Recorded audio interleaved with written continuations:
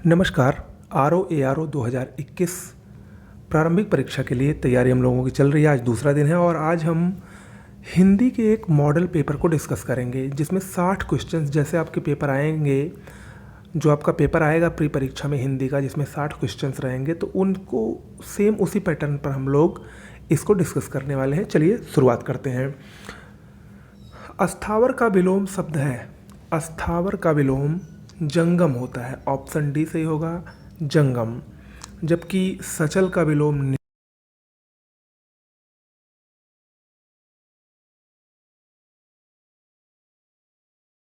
विपरीतार्थक शब्द क्या है? विपरीतार्थक का मतलब होता है विलोम शब्द।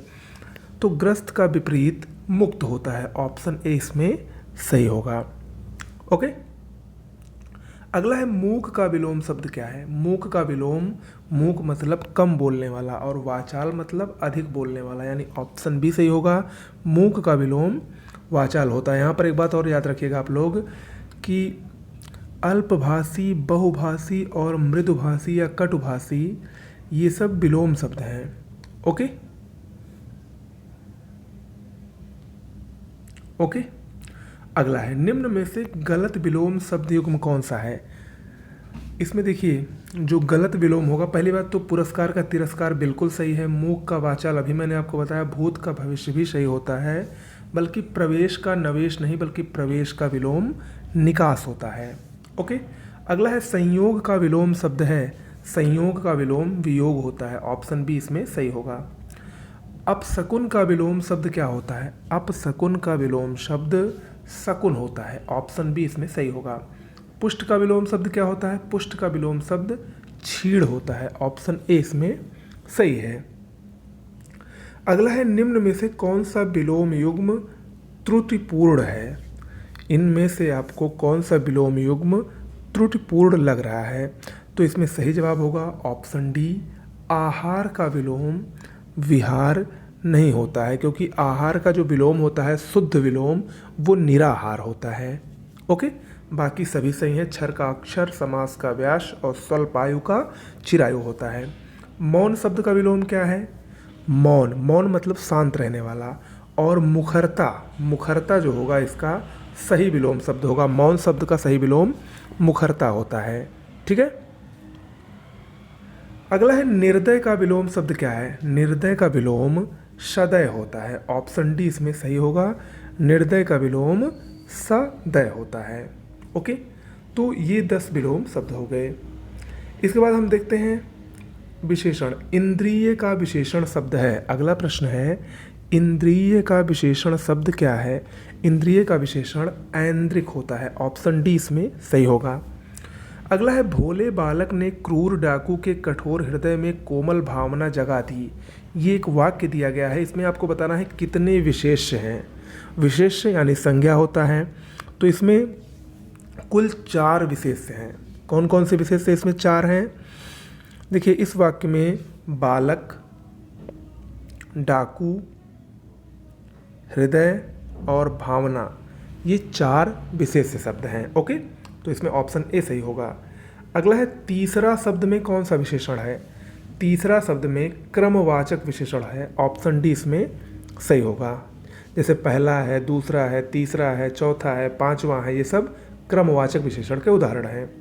अगला है बड़ा घर, छोटा आदमी और नीला वस्त्र में विशेष्य पद कौन कौन से हैं?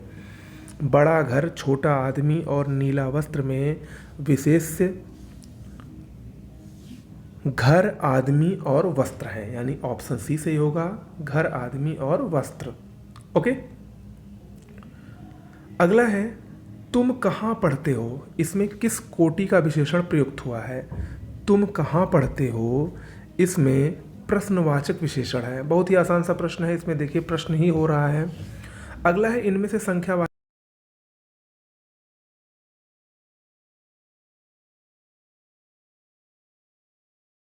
जबकि जो काला है ये गुणवाचक है, रावण व्यक्तिवाचक है और खट्टा भी गुणवाचक विशेषण है।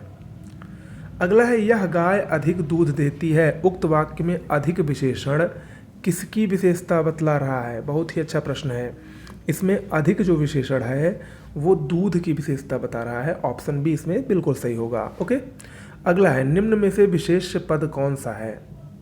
निम्न में से विशेष्य पद कौन सा है? इसमें ऑप्शन ए सही होगा, उमा। उमा विशेष्य है। ओके, उमा विशेष्य है और बाकी कालिमा, महिमा और मधुरिमा ये विशेषण शब्द हैं। अगला, सुगंधित कस्तूरी के लोभी शिकारी राजस्थानी हिरणों का अवैध शिकार करते हैं। इस वाक्य में आपको बताना है कि कितने विशेषण हैं और कितने विशेष्य हैं। देखिए, इस वाक्य को ध्यान से पढ़िए और बताइए। इसमें कुल 4 विशेषण और 4 विशेष्य होंगे। कौन कौन से हैं एक बार आप लोग देखिए, और जब तक देख रहे हैं तब तक अगर आपको वीडियो अच्छा लग रहा हो तो तुरंत लाइक को प्रेस कीजिए और लाइक का बटन दबाइए। साथ ही साथ चैनल को सब्सक्राइब कर लीजिए, क्योंकि अगले 1 महीने तक आपको ऐसे ही डेली आपको एक टेस्ट हिंदी और जीएस दोनों का मिलता रहेगा, अगर आप लोग हमारे चैनल से जुड़े रहेंगे तो। ओके, देखिए इसमें कुल 4 विशेषण और 4 विशेष्य हैं। सबसे पहले हम देखते हैं विशेषण कौन कौन से हैं। तो इसमें सुगंधित, लोभी, राजस्थानी और अवैध, ये 4 विशेषण हैं। ओके, जबकि विशेष्य कौन कौन से हैं? कस्तूरी, कस्तूरी एक पहला विशेष्य, शिकारी, हिरन और शिकार, यानी ये 4 विशेषण और 4 विशेष्य हो गए। अगला है समुद्री सांप में घातक परंतु कीमती जहर पाया जाता है। इस वाक्य में आपको बताना है कितने विशेषण और कितने विशेष्य हैं। तो इसका सही जवाब होगा 3 विशेषण और 2 विशेष्य हैं। अब इसमें देखिए कौन कौन से विशेषण हैं, कौन कौन से विशेष्य हैं। सबसे पहले हम बात करते हैं विशेषण की। सबसे पहले हम विशेषण की बात करते हैं तो समुद्री, घातक और कीमती, ये 3 इसमें विशेषण हैं, जबकि सांप और जहर ये 2 विशेष्य हैं, यानी 3 विशेषण और 2 विशेष्य हैं। चलिए अब अगला प्रश्न देखते हैं। निम्न विकल्पों में तत्सम शब्द का चयन करें। इसमें तत्सम कौन सा है? इसका सही जवाब होगा ए, आशा।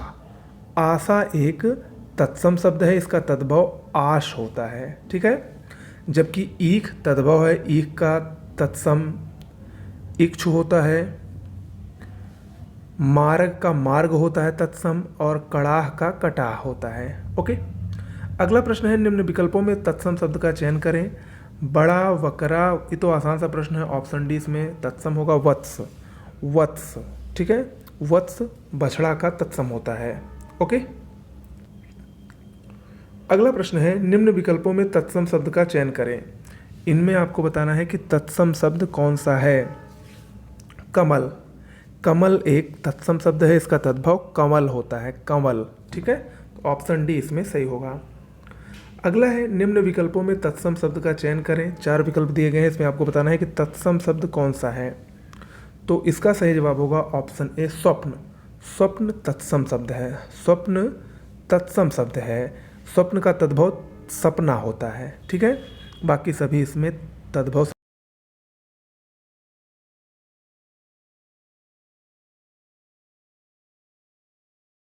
होता है। ओके, अगला प्रश्न है निम्न विकल्पों में से तत्सम शब्द का चयन करें। तो इसमें तत्सम निष्ठुर है। निष्ठुर एक तत्सम शब्द है, इसका तद्भव निठुर होता है। जबकि गहरा का तत्सम गंभीर, तीखा का तीक्ष्ण और अटारी का अट्टालिका होता है। ओके, तो उम्मीद करते हैं कि आप लोगों को ये टेस्ट अच्छा लग रहा होगा।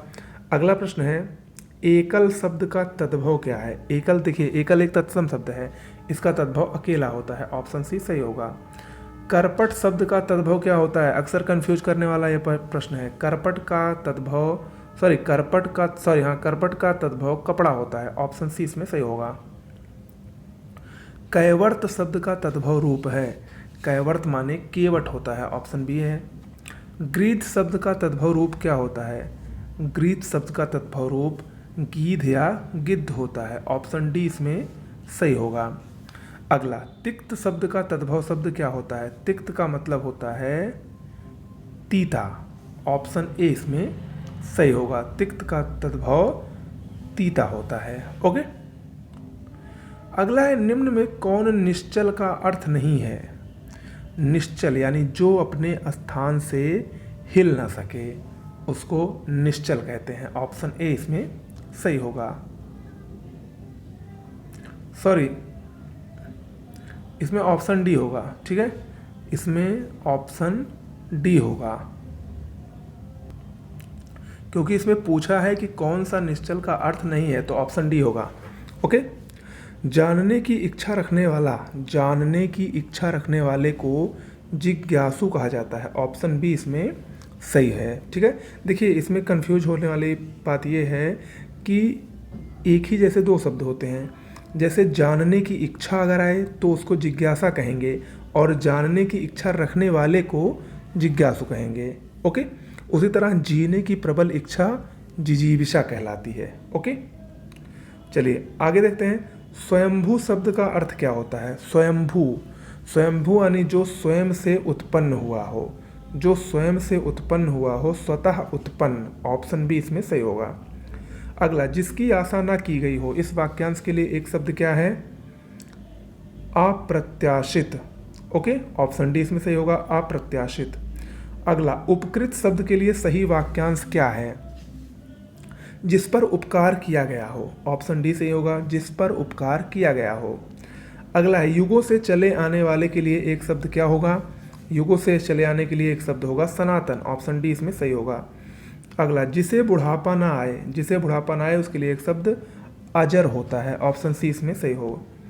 जो व्याकरण को जानता है, इसके लिए वैयाकरण, ऑप्शन ए सही होगा, वैयाकरण। जो क्षमा करने योग्य नहीं है, अक्षम्य, ऑप्शन बी इसमें सही होगा।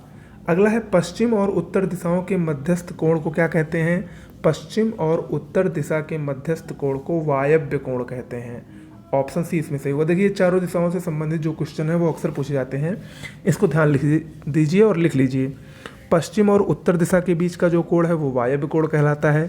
पूर्व और उत्तर के जो मध्य कोण बनता है उसको ईशान कोण कहते हैं, और आग से संबंधित को आग्नेय कहते हैं, और दक्षिण और पश्चिम के मध्य जो कोण बनता है उसको नैऋत्य कोण कहते हैं।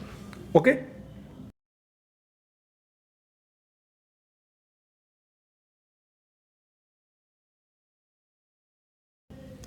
देखिए इसमें ऑप्शन ए अशुद्ध है। श्री कृष्ण के अनेकों नाम हैं, ये गलत है।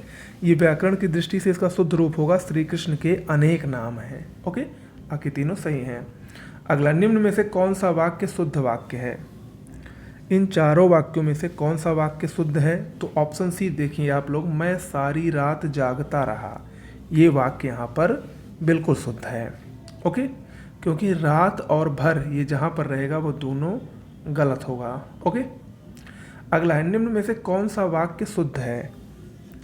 इसका सही जवाब होगा ऑप्शन डी, कृपया पत्रोत्तर शीघ्र दें, यही वाक्य शुद्ध है।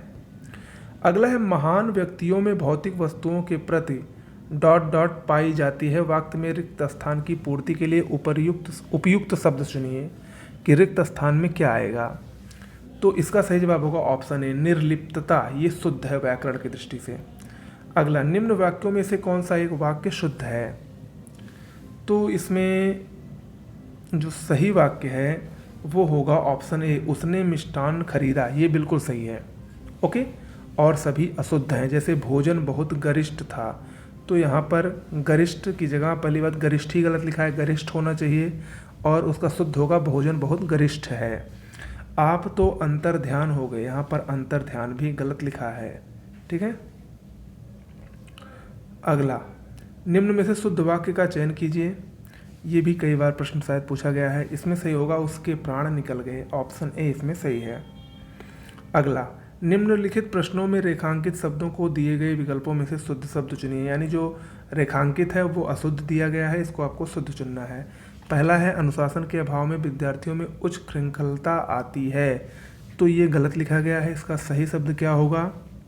इसका सही शब्द होगा ऑप्शन ए, ये इसका सही होगा। ओके, अगला है, दिन ब दिन रसायनों के अप्रत्याशित प्रभाव सामने आ रहे हैं, अप्रत्याशित गलत लिखा है, इसका सही क्या होगा? ऑप्शन सी, अप्रत्याशित। अगला है, वह इन सब तथ्यों से अनभिज्ञ है, अनभिज्ञ बिल्कुल गलत लिखा है, अनभिज्ञ सही होगा डी। अगला है, भारतीय समाज का पुनरुत्थान शिक्षा के विकास से ही संभव है, इसमें पुनरुत्थान गलत लिखा है, पुनरुत्थान सही ये होगा। ओके, पुनरुत्थान सही ये होगा। ओके, ठीक है, देखिए थोड़ा सा इसमें अंतर है, यहाँ पर ये देखिए और यहाँ पर ये देखिए, लेकिन अक्सर ये सब कंफ्यूज करने के लिए ही देता है। आगे देखते हैं पर्यायवाची शब्दों को। अगवानी किस शब्द का पर्यायवाची है? अगवानी ये स्वागत का पर्यायवाची होता है। स्वागत का अन्य पर्यायवाची शब्द शुभागमन या आवभगत भी होता है। अगला, चमू का क्या पर्यायवाची है? चमू का पर्यायवाची शब्द क्या होता है? ये सेना का पर्यायवाची होता है। चमू सेना का पर्यायवाची होता है। सेना के अन्य पर्यायवाची शब्द सैन्य, अनीक, अनी, वाहिनी और कटक होता है। अटवी किसका पर्यायवाची है? अटवी देखिए, अटवी वन का पर्यायवाची होता है। वन यानी जंगल, अरण्य, कानन, विपिन, कांतार, ये सब क्या है? वन के पर्यायवाची शब्द हैं। परिव्राजक का क्या पर्यायवाची है? परिव्राजक शब्द ये सन्यासी का पर्यायवाची होता है। सन्यासी, जैसे इसको दंडी भी कहते हैं, वैरागी भी कहते हैं, त्यागी भी कहते हैं, परिव्राजक भी कहते हैं, ये सब क्या हैं? सन्यासी के पर्यायवाची हैं। वसन शब्द का क्या पर्यायवाची है? वसन का मतलब होता है वस्त्र या कपड़ा। ठीक है, तो इसका ऑप्शन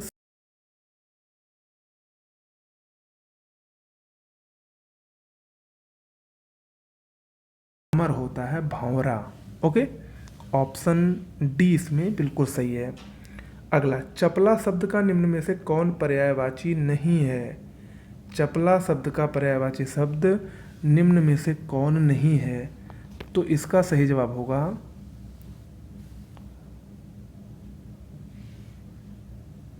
बी, दीप। दीप चपला का पर्यायवाची नहीं है। ठीक है, अगला है, निम्न में से कौन सा शब्द पुत्री का पर्यायवाची नहीं है? पुत्री का पर्यायवाची इनमें से तनुज नहीं होता है, बाकी सुता, आत्मजा, तनया ये सब पुत्री के पर्यायवाची होते हैं। अगला, आरसी शब्द का पर्यायवाची बताइए। आरसी शब्द का पर्यायवाची दर्पण। देखिए, दर्पण, शीशा, प्रतिमान, मुकुर, आईना, ये सब क्या है? आरसी या दर्पण के पर्यायवाची हैं। अगला, निम्न में से कौन सा शब्द समूह का पर्यायवाची नहीं है? समूह का पर्यायवाची अनीक नहीं होता है। ठीक है, अनीक सेना का पर्यायवाची होता है, जबकि और सभी शब्द समुदाय, झुंड, वृंद ये सब क्या है? समूह के पर्यायवाची शब्द हैं। ओके, तो ये कुल 60 क्वेश्चंस जैसे पेपर आपका आएगा वो हो गया। अच्छा लगा हो तो तुरंत चैनल को सब्सक्राइब कर लीजिए, क्योंकि ऐसे ही आपको डेली एक ना एक वीडियो जीएस और हिंदी के मिलते रहेंगे अगले 5 दिसंबर तक। ओके, नमस्कार।